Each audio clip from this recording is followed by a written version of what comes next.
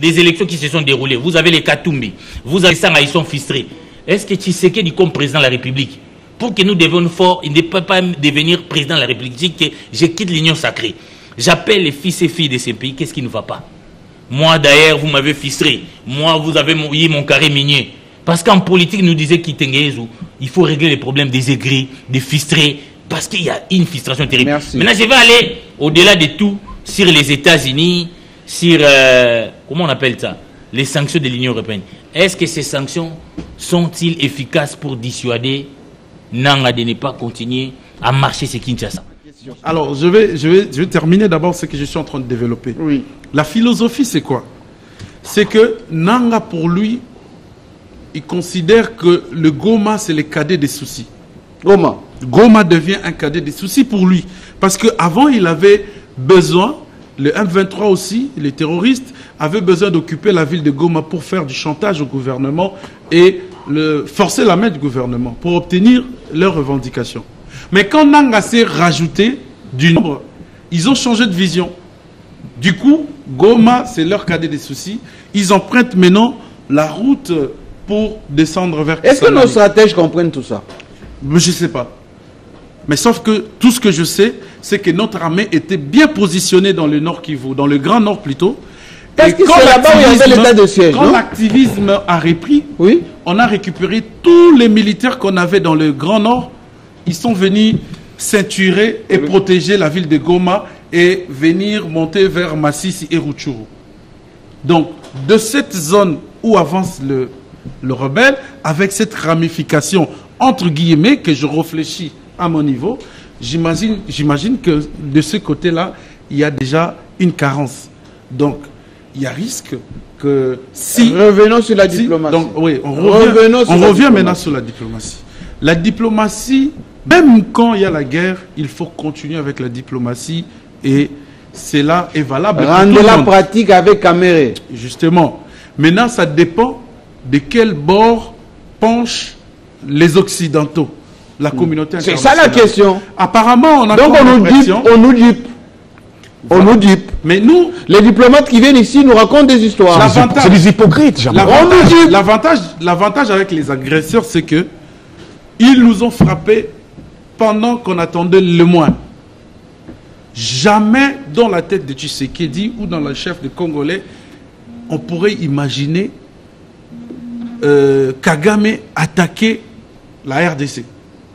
Non seulement on avait des projets communs, mais on pensait même donner quelques richesses à ce pays-là. Non, faut pas faire le naïf. Du coup, non. S'il vous plaît, Jean-Marie. Vous allez continuer. Laissez-moi développer. Vous allez continuer. Vous appelez ça la naïveté. Non, mais ça peut aussi être de la bonne foi. Lorsque nous sommes avec les Rwandais, vous allez continuer. Je vous donne la parole. Nous avons fait un deal avec les Rwandais. On va faire du business ensemble. Congo et Rwandais venaient ici, tous les tralala. Mais ces gens-là, ils font leur business avec nous. Ils déversent leurs richesses chez nous, enfin leurs marchandises ou avec Goma et tout ça. Lorsqu'on ouvre la route de Bunagana et on donne aux Ougandais, vous pensez que leur beefsteak n'était pas menacé? Comment on peut être surpris? Justement, voilà pourquoi j'ai dit l'agresseur a eu l'avantage de nous attaquer pendant qu'on attendait le moins et ceinturer les territoires qu'il voulait. Et nous, on a publié les livres blancs. On a des images de la MONUSCO, des Rwandais qui entrent chez nous. On les a. On a tout ce qui est Kichiche et compagnie. On a tout ça. Ouais. On a tout ça. On a livré aux Nations Unies. On a livré même à la CPI, la dame Bombo ici. Enfin, Mutombo. Rose Mutombo. Et parti sur la CPI avec tout ça. Malgré tout ça, on a quand même signé avec les Rwandais, l'Union européenne. Malgré tout ça, on a laissé Kagame gagner à 90%. Et malgré tout ça, on ne veut pas sanctionner Kagame. Je vais encore vous choquer. Je repose ma question. Pourquoi on nous dupe? Pourquoi on nous ment? Je vais vous choquer encore, Jean-Marie, quand vous suivez avant-hier François, comment il s'appelle, Emmanuel Macron, ce qu'il disait autour du Rwanda. Je me suis dit, il a dit quoi? Est-ce qu'il fait l'idiotie ou il était en train de parler sincèrement? Il disait quoi? Il dit que le Rwanda détient les infrastructures sportives importantes, plus que beaucoup de pays africains. Voilà. Or, c'est faux. Vous avez compris à qui vous avez affaire. Or, c'est faux et archi faux. Il est là, il a tenu un discours de 5 minutes uniquement en train de vanter Paul Kagame qui est en face de lui. Et c'est pour ça que le président de la République n'a pas fait de déplacement. Mais est-ce que vous savez... Pour les Jeux Olympiques. Oui, il n'a pas été invité. Est-ce qu'il a été invité? Il a refusé. Il a refusé. Est-ce que vous savez combien les Congolais pouvaient être choqués? Le Rwanda organisait quelle compétition internationale? Parce qu'il a quoi comme infrastructure sportive? Naïf entre les États. Donc, ça veut dire quoi? Non, c'est pas de la naïveté. Ça veut dire quoi? Même, on revient à la guerre. La diplomatie, notre diplomatie... Les diplomates nous racontent des sornettes. Ceux qui viennent, en tout cas. Oui. Et moi, je regrette beaucoup pour le président. Et nous, on n'est pas exigeants. Moi, je pense... On n'est pas exigeants. Quand vous avez des pays comme les pays où on a connu le coup d'État, leurs chefs d'État ne se déplacent pas. Ils sont en train de trouver les solutions à leurs problèmes. Et alors pourquoi on ne le fait pas, nous? J'ai suivi les discours de le président... du Burkina? Non, de l'Alger, je pense. Hein? Algérie. Tchani, le président Niger. Niger, voilà. Niger. Merci beaucoup. Oui, Niger, oui. Mais il a quand même... Ils ont même chassé les Américains. Oui, le pétrole. Ils ont chassé les Américains. Ils ont retiré l'uranium à la France. C'est une question de souveraineté. Pour la première fois dans l'histoire du Niger, c'est une question de le souveraineté. pétrole a connu une baisse. L'essence a connu une baisse. Donc, la population n'a jamais vécu ça. Donc, nous, ici, on fait confiance parce que jusque-là, on ne veut pas organiser la guerre. Mais moi, j'ai écouté. On ne veut pas faire la guerre. On fait confiance à ces gens-là, même s'ils font semblant de nous écouter. Mais aujourd'hui, je peux vous regarder droit dans les yeux pour vous dire que certains opérateurs économiques américains commencent à comprendre.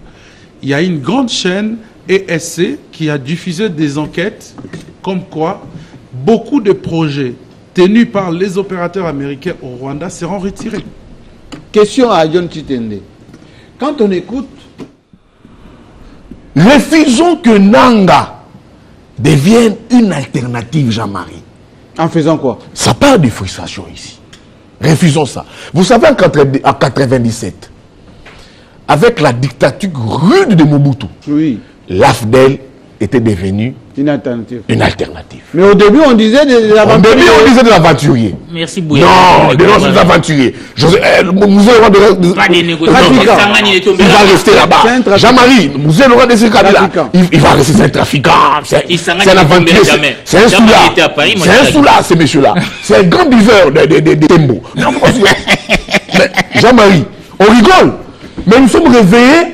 Un matin qui s'en était tombé. Nous les accueillons à libérateurs. Pas la Simba. Non, mais la Tembo, la Simba, ça m'aime bien. Nous sommes... Non, mais écoutez. C'était ça. C'était oui. La Tembo, vous voyez, on vient d'arriver un matin, il y a eu Utenika. Oui, et c'est le même Kabila. Et puis c'est le même Kabila qui a dit à Mobutu, monsieur, remettez-moi le pouvoir. Donc c'est ce que je dis, Jean-Marie Kassamba. Prenons les choses au sérieux. Pourquoi? Parce qu'il y a des blessures internes. Mobutu avait installé une dictature. Ici à Kinshasa. Et l'usure avait fatigué les Congolais, les Aïrois à l'époque. Ils ont dit non. Tolémi dictature. Non. Tolémi tribalisme. Non. Tolémi clientélisme. Non. Tolémi. Et puis après, les Congolais ont donné la chance. Mais qui doit aider le président à comprendre ça? Mais Jean-Marie, le président nous suit tous les jours. Vous pensez que le président ne vous suit pas? Moi, d'ailleurs, il me suit. Il nous aime d'abord. Il nous aime, le président nous aime. Quand le président nous suit, il voit bouler, il veut ah non, c'est des braves garçons. Oui. Mais ce sont ces gens qui sont dans l'entourage du président qui disent non, ils vous aiment pas. Ces enfants-là, ils vous aiment pas, ils vous critiquent. C'est Bouya là. Non, c'est Bouya là. Surtout pas Bouya. C'est un garçon de bandal qui prend du chanvre. Mais j'ai pas jamais du chanvre. Mais Jean-Marie, on nous des choses. Même pas la cigarette. Même pas la cigarette, j'ai nous avons des salles de rapport. Venez de la présidence. C'est pas non, monsieur le président, c'est Yves Bouya là, c'est un grand fumeur de chanvre.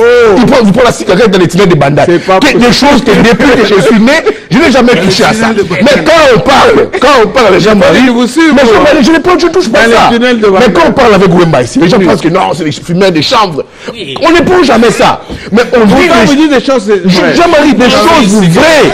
Les frustrations dans l'union sacrée avec les alliés. Comme le pays, la cohésion nationale n'existe plus. Créer les conditions de la cohésion. Le pacte républicain, on n'en a plus. On va se réveiller un matin. Moi, je ne le souhaite pas. Moi, je suis démocrate, je suis républicain. On va se réveiller un matin, on dira bon, bon, Ayakaka. Tolembi. Et ça, on doit éviter ça. Non, écoutez, c'est une analyse. Ça, non, c'est pas non, écoutez. Non, c'est une analyse révolue. Tu ne peux pas exclure mon analyse. Laissez-les finir. Qu'est-ce qu'on doit faire? Jean-Marie, qu'est-ce qu'on pouvait faire? Quand on disait au président de la République, quand les diplomates ne Jean-Marie, vrai ou faux, nous avons dit au président de la République, ne tâchez pas d'acheter la paix avec Kagame. Nous ici, on a voulu acheter la paix avec Kagame. Si. On a voulu acheter la paix. On a parlé ici de ces messieurs ici, Bifort Busselel. On a acheté la paix. Oh non, le Kagame a négocié sur nos mines. On a donné, qu'est-ce qu'on n'a pas donné au Kenya, nous? Les banques, ça mais c'est le roux qui est contre nous. Les finances. Le Rwanda, qu'est-ce qu'on n'a pas donné au Rwanda? La raffinerie de l'or de Sakina. On a tout donné. Parce que les systèmes financiers. Nos dirigeants ont pensé acheter la paix. On n'achète pas la paix, Jean-Marie Kassamba. Et au moins, on nous a caché dans... Oui, ça se discute, ça se mérite. Nous tentons de donner. Mais voilà maintenant les conséquences. Donc, le seul maître mot, Jean-Marie Kassamba, on a parlé de la loi sur la progression militaire ici. Oui. Où est parti ces fonds? 1 milliard. 1 milliard, c'est où? Mais d'ailleurs, l'ancien ministre des Finances, disait toujours, d'ailleurs, on dépense beaucoup d'argent. Beaucoup. Ça part où? Ça part où, Jean-Marie? Alors, là où je dis, il n'est pas encore trop tard. On peut dire que c'est trop tard. Parce qu'on voit les mandats du président de la République finir. Là, il est à la porte sortie. Hein. Le président de la République. C'est son dernier mandat.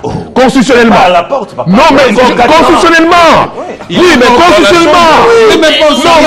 Non, Jean-Marie. Je vois Doukba les clés de Chitende. Non, il est à son dernier mandat. C'est pas le troisième, John Chitende. C'est la porte de sortie. Donc, on peut toujours organiser les choses. En chitant ici, je vais lancer un appel. Lequel? Notamment dans ces partis ensemble du président Moïse Katumbi. Oh. On doit éviter de donner une connotation tribale au parti ensemble. Comment ça? Que c'est un parti qui appartient au Katanga. Je pense que le président Katumbi n'est pas tribaliste. Mais quand je vois... Janvier. Vous voyez ce qui se passe déjà pour les postes de rapporteurs. Non, au niveau du Sénat. Oui. Il y a un problème. Jean-Marie, j'interpelle le président Katumbi. Qu'est-ce qui se passe? Là, au niveau de l'Assemblée nationale, Madame Dominique Mounongo est katangaise. Ok. Le président du groupe parlementaire Ensemble, Mwando Simba est Katangé.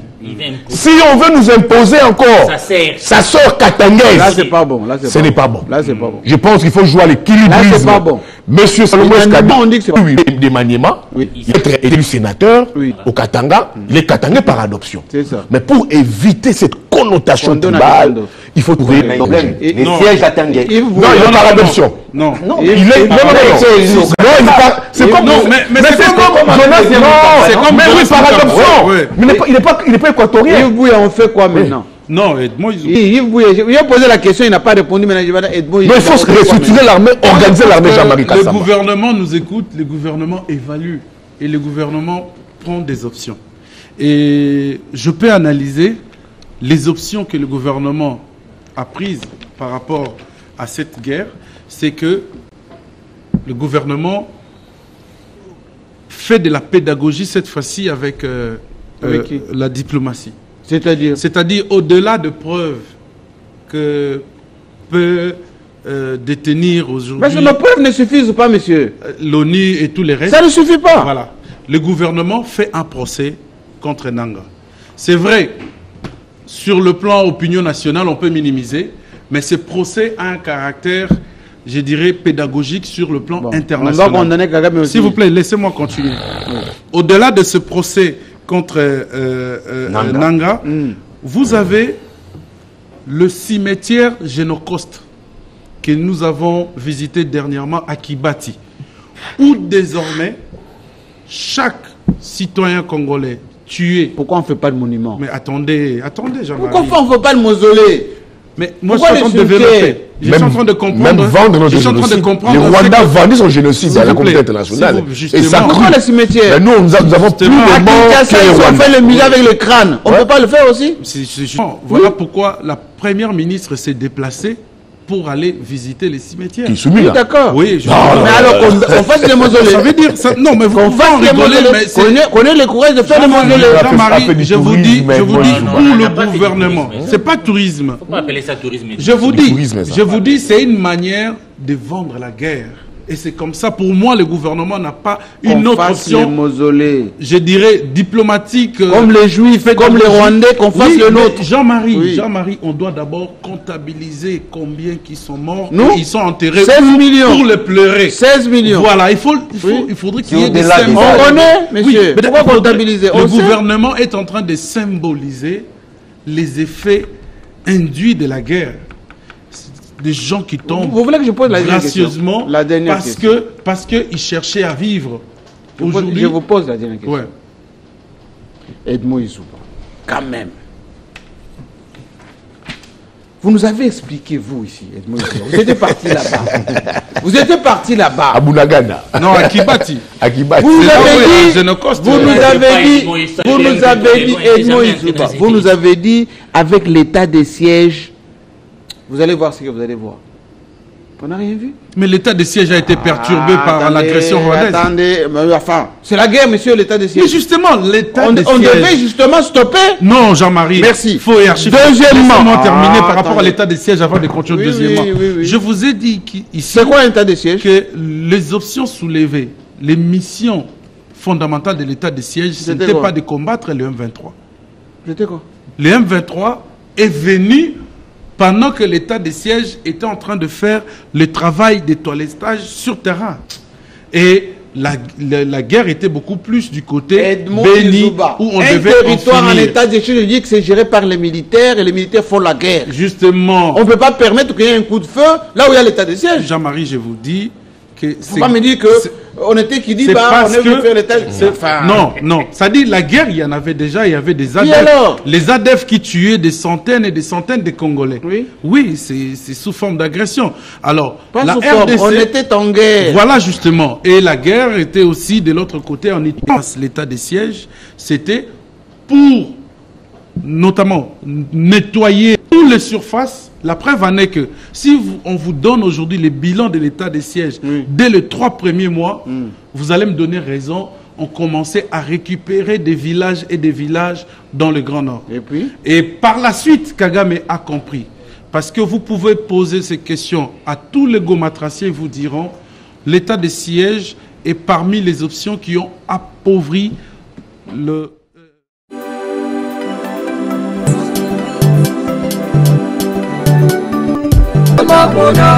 Otapona soya mulute, otapona, otapona soya mulute.